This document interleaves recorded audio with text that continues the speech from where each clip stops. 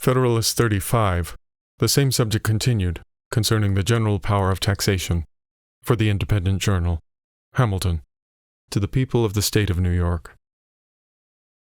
Before we proceed to examine any other objections to an indefinite power of taxation in the Union, I shall make one general remark, which is that if the jurisdiction of the national government in the Article of Revenue should be restricted to particular objects, it would naturally occasion an undue proportion of the public burdens to fall upon those objects. Two evils would spring from this source: the oppression of particular branches of industry, and an unequal distribution of the taxes, as well among the several states as among the citizens of the same state. Suppose, as has been contended for, the federal power of taxation were to be confined to duties on imports, it is evident that the government, for want of being able to command other resources, would frequently be tempted to extend these duties to an injurious excess. There are persons who imagine that they can never be carried to too great a length, since the higher they are, the more it is alleged they will tend to discourage an extravagant consumption, to produce a favorable balance of trade, and to promote domestic manufactures. But all extremes are pernicious in various ways. Exorbitant duties on imported articles would beget a general spirit of smuggling, which is always prejudicial to the fair trader, and eventually to the revenue itself.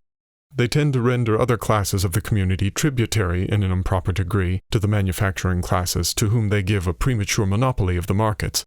They sometimes force industry out of its more natural channels into others in which it flows with less advantage, and in the last place they oppress the merchant, who is often obliged to pay them himself without any retribution from the consumer.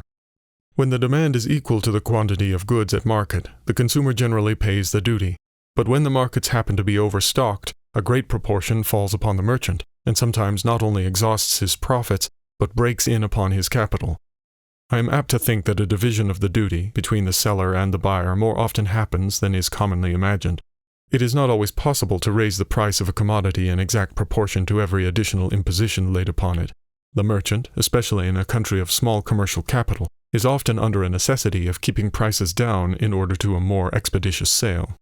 The maxim that the consumer is the payer is so much oftener true than the reverse of the proposition that it is far more equitable that the duties on import should go into a common stock than that they should redound to the exclusive benefit of the importing states. But it is not so generally true as to render it equitable that those duties should form the only national fund.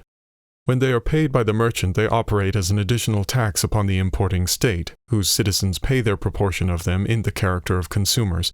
In this view, they are productive of inequality among the states, which inequality would be increased with the increased extent of the duties. The confinement of the national revenues to this species of imposts would be attended with inequality from a different cause between the manufacturing and the non-manufacturing states. The states which can go farthest towards the supply of their own wants by their own manufactures will not, according to their numbers or wealth, consume so great a portion of imported articles as those states which are not in the same favorable situation. They would not, therefore, in this mode alone contribute to the public treasury in a ratio to their abilities. To make them do this, it is necessary that recourse be had to excises, the proper objects of which are particular kinds of manufactures.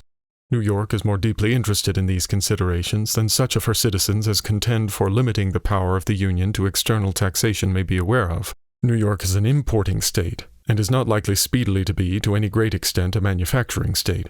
She would, of course, suffer in a double light from restraining the jurisdiction of the Union to commercial imposts. So far as these observations tend to inculcate a danger of the import duties being extended to an injurious extreme, it may be observed, conformably to a remark made in another part of these papers, that the interest of the revenue itself would be a sufficient guard against such an extreme. I readily admit that this would be the case, as long as other resources were open, but if the avenues to them were closed, hope, stimulated by necessity, would beget experiments fortified by rigorous precautions and additional penalties which, for a time, would have the intended effect, till there had been leisure to contrive expedients to elude these new precautions. The first success would be apt to inspire false opinions, which it might require a long course of subsequent experience to correct. Necessity, especially in politics, often occasions false hopes, false reasonings, and a system of measures correspondingly erroneous. But even if this supposed excess should not be a consequence of the limitation of the federal power of taxation, the inequalities spoken of would still ensue, though not in the same degree, from the other causes that have been noticed. Let us now return to the examination of objections. One which, if we may judge from the frequency of its repetition, seems most to be relied on is that the House of Representatives is not sufficiently numerous for the reception of all the different classes of citizens in order to combine the interests and feelings of every part of the community, and to produce a due sympathy between the representative body and its constituents. This argument presents itself under a very specious and seducing form, and is well calculated to lay hold of the prejudices of those to whom it is addressed. But when we come to dissect it with attention, it will appear to be made up of nothing but fair-sounding words. The object it seems to aim at is, in the first place, impracticable, and in the sense in which it is contended for, is unnecessary.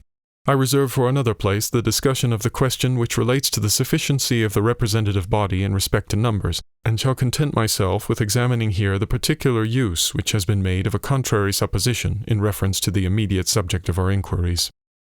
The idea of an actual representation of all classes of the people by persons of each class is altogether visionary. Unless it were expressly provided in the Constitution that each different occupation should send one or more members, the thing would never take place in practice. Mechanics and manufacturers will always be inclined, with few exceptions, to give their votes to merchants, in preference to persons of their own professions or trades. Those discerning citizens are well aware that the mechanic and manufacturing arts furnish the materials of mercantile enterprise and industry. Many of them, indeed, are immediately connected with the operations of commerce. They know that the merchant is their natural patron and friend, and they are aware that, however great the confidence they may justly feel in their own good sense, their interests can be more effectually promoted by the merchant than by themselves. They are sensible that their habits in life have not been such as to give them those acquired endowments without which, in a deliberative assembly, the greatest natural abilities are, for the most part, useless, and that the influence and weight and superior acquirements of the merchants render them more equal to a contest with any spirit which might happen to infuse itself into the public councils, unfriendly to the manufacturing and trading interests.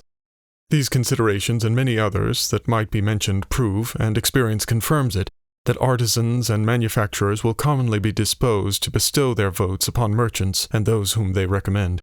We must therefore consider merchants as the natural representatives of all these classes of the community. With regard to the learned professions, little need be observed. They truly form no distinct interest in society, and according to their situation and talents will be indiscriminately the objects of the confidence and choice of each other and of other parts of the community. Nothing remains but the landed interest, and this, in a political view, and particularly in relation to taxes, I take to be perfectly united, from the wealthiest landlord down to the poorest tenant. No tax can be laid on land which will not affect the proprietor of millions of acres as well as the proprietor of a single acre. Every landholder will therefore have a common interest to keep the taxes on land as low as possible, and common interest may always be reckoned upon as the surest bond of sympathy. But if we even could suppose a distinction of interest between the opulent landholder and the middling farmer, what reason is there to conclude that the first would stand a better chance of being deputed to the national legislature than the last?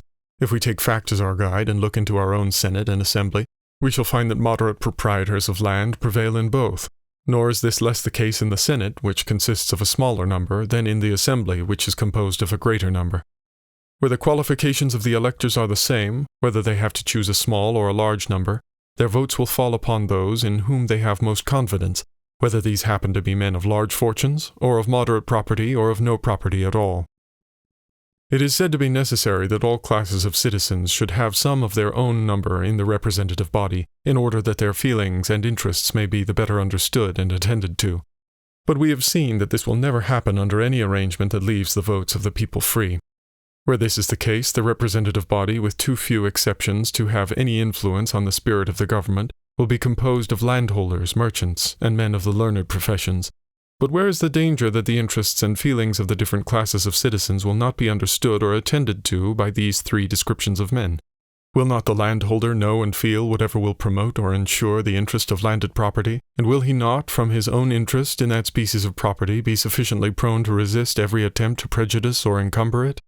Will not the merchant understand and be disposed to cultivate, as far as may be proper, the interests of the mechanic and manufacturing arts to which his commerce is so nearly allied?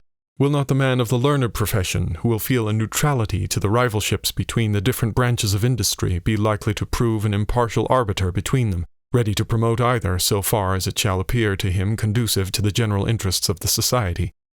If we take into account the momentary humors or dispositions which may happen to prevail in particular parts of the society and to which a wise administration will never be inattentive, is the man whose situation leads to extensive inquiry and information less likely to be a competent judge of their nature, extent, and foundation than one whose observation does not travel beyond the circle of his neighbors and acquaintances?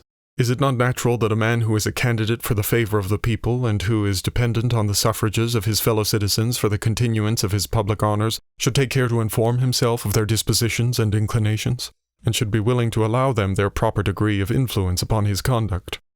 This dependence and the necessity of being bound himself and his posterity by the laws to which he gives his assent are the true and they are the strong cords of sympathy between the representative and the constituent.